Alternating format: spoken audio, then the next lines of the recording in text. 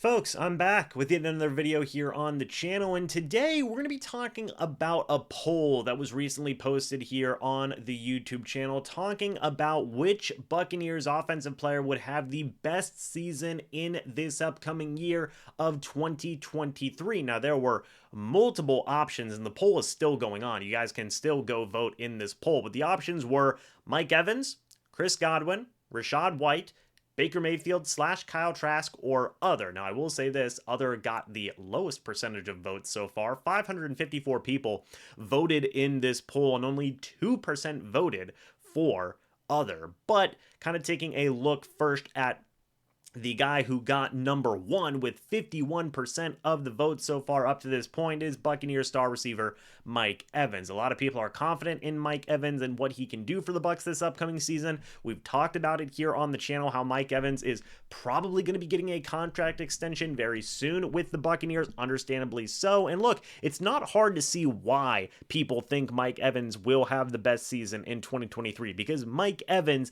is that dude. He is literally not had a season under 1,000 receiving yards in the entirety of his NFL career. Do you guys know how hard that is to do? Spoiler alert, it's pretty freaking hard to do, and Mike Evans is poised to do that yet again this upcoming season. Will the passing offense be certainly different with Dave Canales versus Bruce Arians and Byron Leftwich? Yes, of course, but Mike Evans is a guy who really is just good in whatever offense you put him in, and of course, an offensive mind like Dave Canales is going to take the advantages of having a guy like Mike Evans at his disposal. One of the best wide receivers in the league, point blank, period, simple as that. A guy who got third in this vote was Chris Godwin with 18%, the duo to Mike Evans there. And in the case of Chris Godwin, he is a guy that is certainly coming back feeling good, right? We've heard him talk about this in press conferences at mandatory minicamp, how he is pretty much 99% there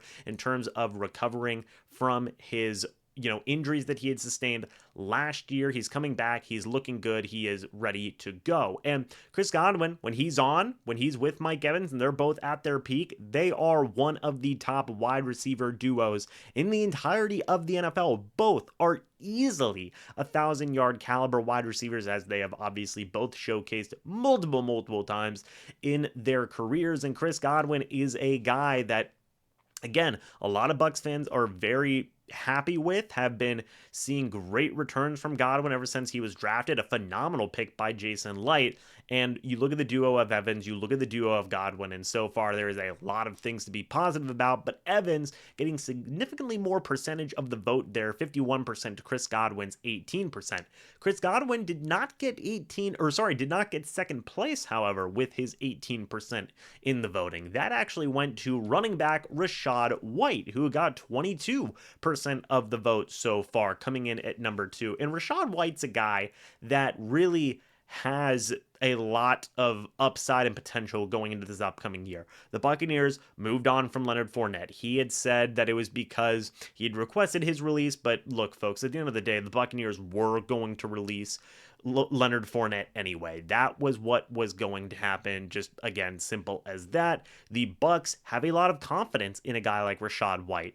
Dave Canales, Bucs offensive coordinator, came in and said, look, this guy can be special. And when you look at this West Coast style of offense, supposedly what this Bucs offense is going to be, taking influences from Seattle and Los Angeles and whatnot, Rachaad White's a guy that can benefit greatly. I think both as a receiver, but especially as a runner. They're going to run the football more and in more ways that benefit the running back and the offensive line to have success. Rachaad White feels like a very good fit for this offense, and it's completely understandable to see why he got second in this list, because right now, Rachaad White is the guy in that running back room. Yes, you have Chase Edmonds in there. Yes, you have Keyshawn Vaughn. You have some undrafted guys in there like Sean Tucker, who people have dubbed Baby Nick Chubb, and Ronnie Brown and whatnot. But I think far and above Rachaad White is that guy right now. So all eyes are on him, and certainly a lot of people feel like he is going to live up to the challenge. With the second lowest percentage, though, we have the quarterbacks, Baker Mayfield and Kyle Trask. And look, admittedly, this makes sense. Both guys are in such tough situations right now regarding this battle. Both guys have a lot to prove, and if they don't prove it, they're in a lot of trouble regarding their overall career. In the case of Baker Mayfield, is this his last chance to be a starting quarterback in this league? I think the answer is, you can say it is yes. And if it doesn't work out, Baker might be a backup for the rest of his career. On the flip side, you look at Kyle Trask, he hasn't played for a couple of years ever since he was drafted in the second round of the NFL draft. Expectations are very high for him, learning behind Tom Brady, now being the potential, young quarterback successor to Tom Brady. He's in a battle with Baker Mayfield.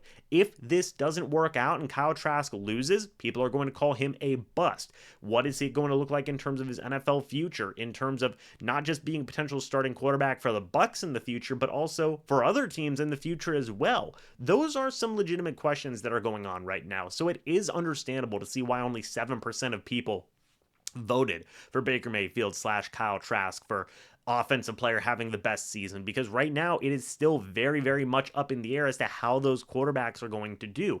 Everybody likes to think that this offense is going to benefit the quarterback and limit mistakes and whatnot, but it's not a guarantee. And Mayfield and Trask are still battling it out right now. I will say Mayfield has looked better than Trask, but it still is going to be yet to be seen as to how those guys are actually going to do when the live passes go out there and when games have begun. So folks, besides that, not much to this roundup. The Buccaneers did bring in Rodrigo Blankenship. I believe we had talked about that. There was some very interesting quotes from Lavonte David regarding Devin White's trade request. He had said that Devin White's emotions had gotten the better of him. Just really good leadership there from Lavonte David, and overall, not chastising in a way, but definitely setting the record straight regarding where Devin White is at, speaking to the media, and just showcasing the overall leadership that Lavonte David has. And some guys have looked good, in terms of training camp, mandatory mini camp, or I guess training camp hasn't happened yet, but in terms of mandatory mini camp, OTAs and whatnot, Servassier Dennis, you have KJ Britt doing some very good stuff. You have just a lot of different young guys making a lot of different plays, and it's been some very fun things to follow so far. But folks, that's pretty much it for this roundup. Not much other news going on so far. I will say this: Kyle Trask did struggle in mandatory minicamp in some ways. He threw a couple of interceptions. Baker Mayfield really didn't throw any. And right now, if I'm being completely honest, I would say that Baker Mayfield certainly has the track to beating Kyle Trask in a quarterback battle. Things could obviously change, but if I'm being completely honest, folks, if things don't change drastically, I think Baker Mayfield may be that starting guy moving forward. It would make a lot of sense, too, for Todd Bowles to go with a guy like Mayfield rather than a guy like Trask, because he wants to win now. He wants to win some games now. Mayfield's got that experience. He's looked good in the offense so far. In my opinion, less mistakes than Kyle Trask, and would be the safer option. But, folks, I want to know your guys' thoughts and opinions about these roundups. Let me know your thoughts down in the comment section below. Who do you think the most impactful offensive player will be in 2023? What do you think about the guys who have stepped up